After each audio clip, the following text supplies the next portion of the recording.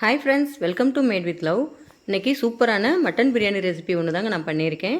நீங்கள் பிகினர்ஸாக இருந்தீங்கன்னா உங்களுக்கு இந்த வீடியோ ரொம்ப யூஸ்ஃபுல்லாக இருக்கும். நல்லா குக்கரில் கொஞ்சம் கூட அடிப்பிடிக்காமல் மட்டன்லாம் சாஃப்டாக வெந்து வர்றதுக்கு, பிரியாணியும் நல்லா உதிரி உதிரியாக வர்றதுக்கு இந்த மாதிரி நீங்கள் ட்ரை பண்ணி பாருங்கள். வாங்க எப்படி செய்யலான்னு பார்க்கலாம்.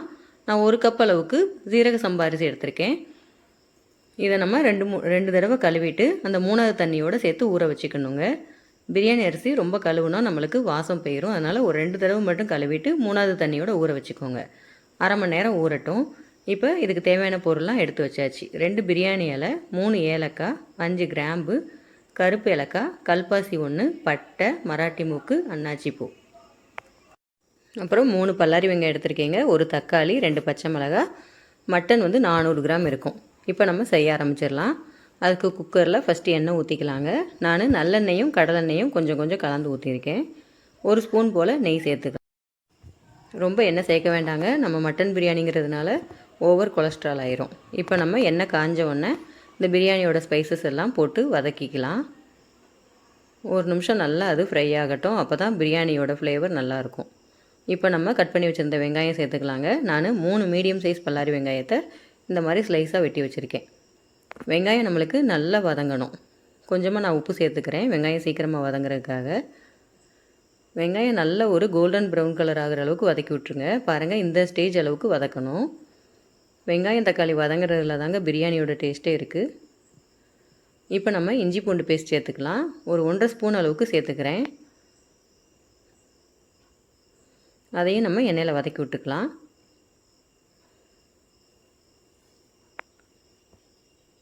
உங்களுக்கு பிரியாணிக்கு தேவையான அளவு வெங்காயத்தை கூட கூட்டி குறைச்சி சேர்த்துக்கோங்க. நீங்கள் 1/2 கிலோவுக்கு மேலே கறி இருந்தால் இன்னும் கொஞ்சமே வெங்காயம் சேர்த்துக்கணும். அப்போ தான் நம்மளுக்கு மசாலா நல்லாயிருக்கும். இப்போ நான் தக்காளி சேர்த்துக்கிறேங்க. தக்காளி 1 தக்காளி மட்டும் போதும், அதிகமாக சேர்க்க வேண்டாம்.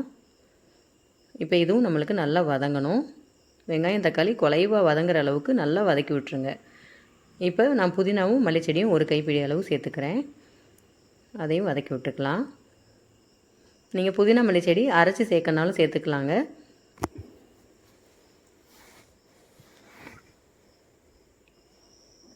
இப்போ நம்ம மசால் பொடியெலாம் சேர்த்துக்கணும்.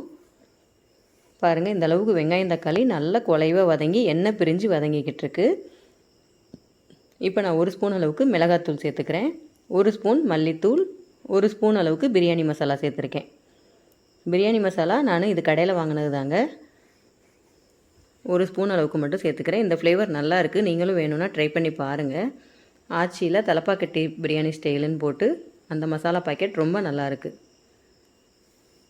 இந்த அளவுக்கு மசாலாலாம் நல்லா வதங்கினதுக்கப்புறமா நம்ம ஒரு 1.5 ஸ்பூன் அளவுக்கு தயிர் சேர்த்துக்கலாம். நல்லா கட்டியான தயிர் சேர்த்துக்கிறேன். நம்மளுக்கு மசாலா அடியில் பிடிக்கும். இந்த மாதிரி தயிர் சேர்த்து வதக்கும் போது நல்லாயிருக்கும்.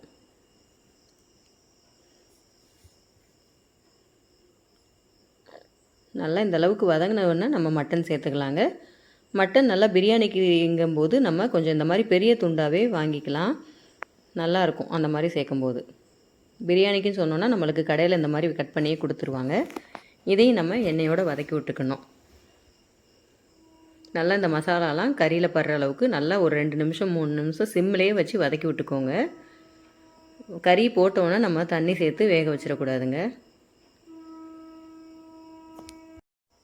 நல்லா இந்த அளவுக்கு வதக்குனதுக்கப்புறமா நான் தண்ணி சேர்த்துக்கிறேன். தண்ணி நம்மளுக்கு 1 கப் அளவுக்கு அரிசிக்கு 1.5 கப் அளவுக்கு தண்ணி கரெக்டாக இருக்கும்.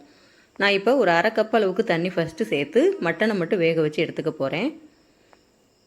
1.5லேருந்து 1.25 பங்கு அளவுக்குமே வைக்கலாங்க, உங்களோட அரிசியை பொறுத்து தான். நான் இன்றைக்கி ஒரு 1.25 அளவுக்கே வச்சேங்க. இப்போ கொஞ்சமாக உப்பு சேர்த்துட்டு நம்ம குக்கரை மூடி விசில் வச்சுக்கணும். மட்டன் மட்டும் ஃபஸ்ட்டு நம்மளுக்கு நல்லா வெந்துடணுங்க. அப்போ தான் அது பிரியாணியோடு சேரும்போது நல்லா சாஃப்டாக வெந்திருக்கும். பாருங்கள், நான் இன்றைக்கி ஒரு 4 விசில் மட்டும் ஃபஸ்ட்டு வச்சு எடுத்துக்கிறேன்.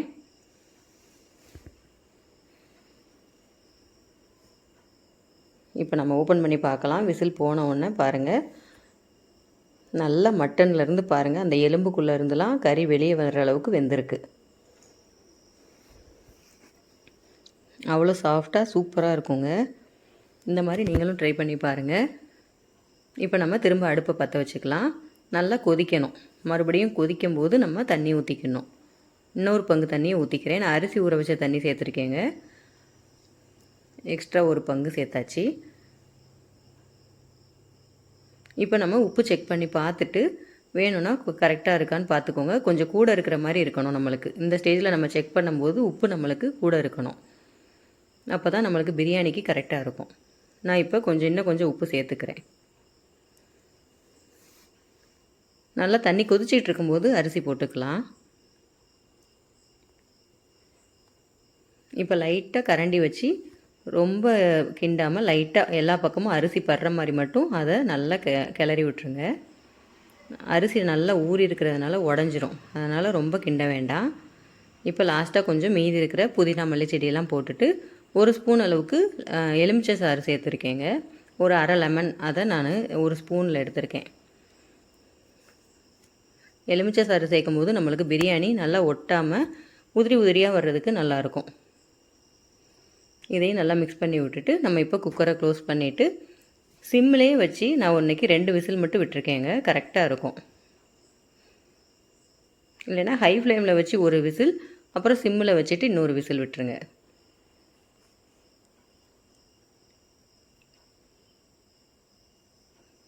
நம்மளுக்கு 2 விசிலில் நல்லா வெந்துருங்க. கூட ஒரு விசில் விட்டோன்னா குழஞ்சிரும். இப்போ நம்ம பிரியாணி ரெடி ஆயிடுச்சு.